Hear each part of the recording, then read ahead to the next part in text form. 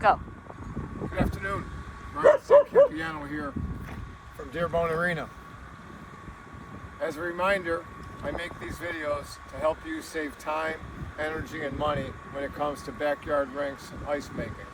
Today's subject is how to build ice on an artificial waterway or a natural waterway like a pond or a lake, or in this case, the Historic Erie Canal.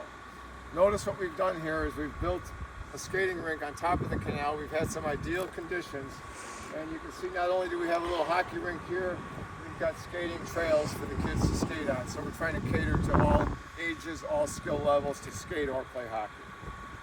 So I'm joined here with Charlie Runyon, who's helped me smooth this ice out today, and Charlie's going to ask me a couple of questions on how we did this.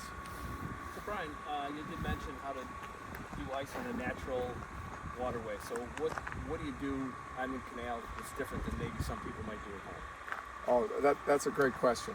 So number one, the canal obviously is much different because it's deeper, right, versus home. So safety is number one. So step one is picking a safe location when it comes to doing something on the canal like this. So when it comes to a safe location, there are a couple things involved. Maybe not only a safe location, a sustainable location. Ideally, you pick a location where you've got shade on the southeast side, like we have here, you see. Because sun is public enemy number one for ice.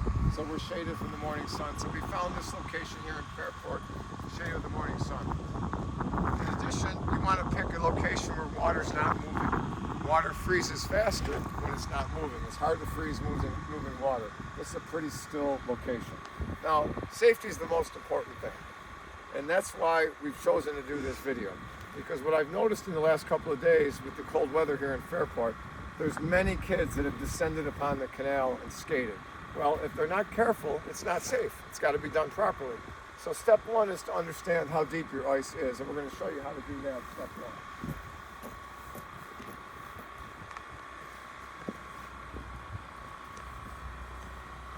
A drill, 3/4 inch, drill a hole in the ice, coat hanger with a hook on the bottom, put it in the hole, catch the bottom of the ice. Okay, I've caught the bottom of the ice, right? Now I wiggle it out. 6.5 inches of ice. 3 days ago, there was 4 inches of ice. And the only reason we have 6.5 inches of ice is because we're using directional freezing methods or top-down ice making, which we're going to explain a little bit more about. Charlie, was there anything else you wanted to know about safety I forgot to mention? Yeah, so Brian, you probably never want to be out here by yourself, so talk a little bit about safety and staying off the snow. Thank you, Charlie, thank you. Yeah, so obviously we're on, especially if you're in a pond or a lake, the canal is about 2.5 feet deep right now, so no one's going to drown, but you don't want to fall through. So you should never be on a waterway alone. Always two people. God forbid someone goes through. You want to always have two people. Snow. Oh, snow. Now, snow, you'll notice we got 17 inches of snow. Snow is the igloo effect. It's the great insulator. So it's like putting a blanket on top of the canal or your ice.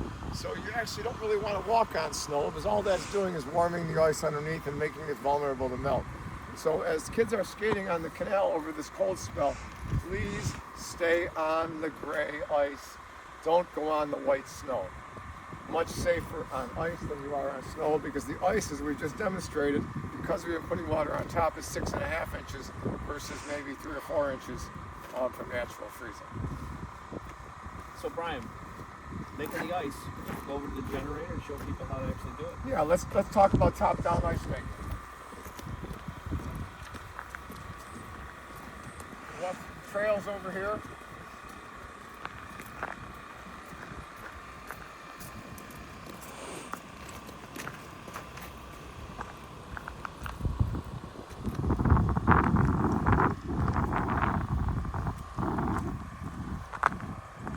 So you'll notice we have a generator up there that's bringing us power since we don't have easy access to electric. That's a generator.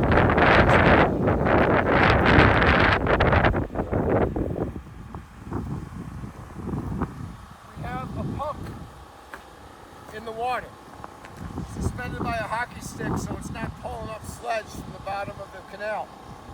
It's bringing clear water, pumping through the hose. And notice we leave that water running. Hose to freeze. So now I'm pumping water from the bottom of the canal to the top of the canal, putting layers on top. And this allows us to build ice thickness much faster. Because when you think about this ice, 4 or 5 inches of ice to start with, if I want to get that 6-inch frozen from under the ice, it's going to take a long time for Mother Nature to freeze water 6 inches below. But Mother Nature can freeze water on top in 20 minutes. So that's what's called directional freezing or top-down ice making. It allows us to build depth of the ice very quickly and make it safe and sustainable. You want to build depth not only for safety for the kids, ultimately you're going to have thaws. And by having thick ice, it weathers and thaws. By the way, this is what they do in the Rideau Canal in Ottawa. At a much larger grand scale, they pump water from below and put it on top. Charlie, does that answer the question on how we do the top-down ice making? It does, but maybe you could give them some idea of how long it took you to go from 4 inches to 6 inches. Oh, so great question. So we started this 3 days ago, and then we had a massive snowstorm in the middle. But 3 days ago, we were only 4 inches of ice, and now we're 6.5 inches of ice. If we were just counting on Mother Nature to do that, it wouldn't have happened, especially with a 17-inch snow blanket. So the other thing to remember when you're building outdoor rinks and/or natural waterways, get the snow off ASAP. Sun is public enemy number 1. Level is a big public enemy, but snow is also a public enemy when it comes to ice making. Kelly, is there anything else that we should be telling our viewers about? Well, I think you mentioned we had all that snow. So what's the process for recovery? I know a lot of people have ponds and rinks in their backyard and they're going like, oh my God, I got to do the snow. How do I do it? Great question. So when you think about recovery, we'll do a simulation here. We got some water going, I'm going to get a shovel.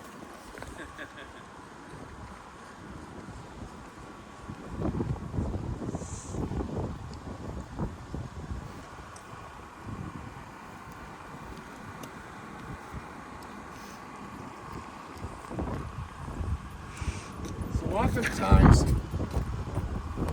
when you're making rinks, sometimes the ice gets rough. So by watering, putting water down, and then using a shovel to smooth it right away, we're expediting the scraping process because we're filling ruts, we're scraping off high spots, and we're spreading the water in a thin layer so it'll freeze much faster. Great question, Charlie. Lots of time. Lots of energy and makes great ice. Anything else? Well done, Brian. So again, Brian Stancampiano, Dearborn Arena. If you enjoy these videos, hover on the Dearborn Arena logo at the bottom right, subscribe to the channel. Best of luck with your safe ice making adventures.